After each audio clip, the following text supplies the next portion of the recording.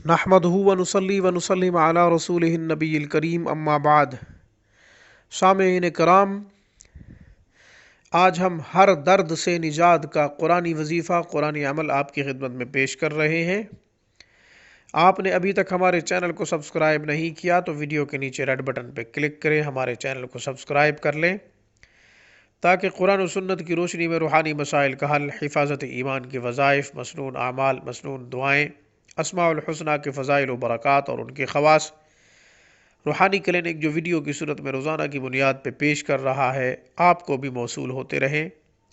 हमारी वीडियोज़ को लाइक कीजिए, ज़्यादा से ज़्यादा शेयर कीजिए, सामीन अच्छाई को फैलाइए। शायद आपके शेयर करने की वजह से कोई दुखी मुसलमान हमारे वजीफ़े को पढ़े, उस पर अमल करे, उसका दुख दूर हो। कल क़यामत के दिन हमारे लिए, आपके लिए बाइस निजात, सबब मग़फ़िरत होगा।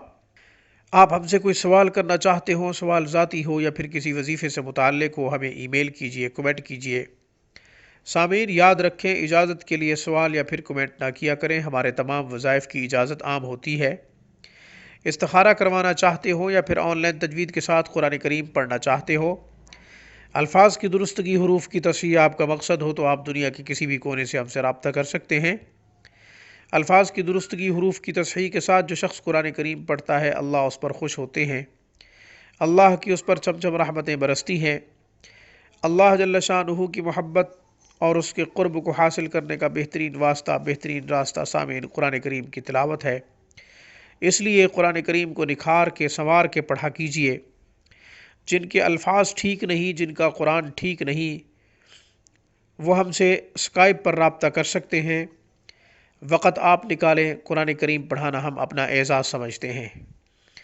हर दर्द से निजात का बेहतरीन अमल, जहाँ भी दर्द हो, जिस्म के किसी भी हिस्से पे दर्द हो, जिस्म के किसी भी हिस्से में दर्द हो, तकलीफ़ हो, तकलीफ़ न जा रही हो, तो आपने आयत नंबर 17 सूरत अनाम, पारा नंबर है 7।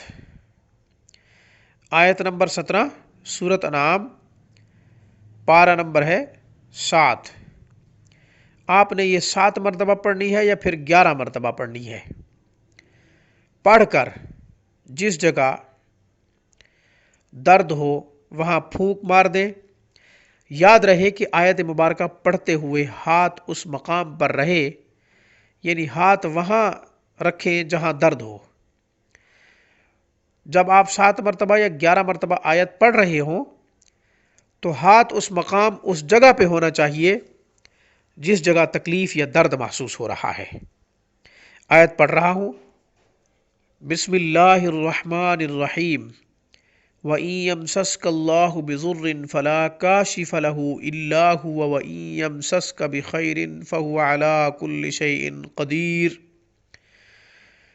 इस पैगाम के साथ मुझे इजाज़त दीजिए।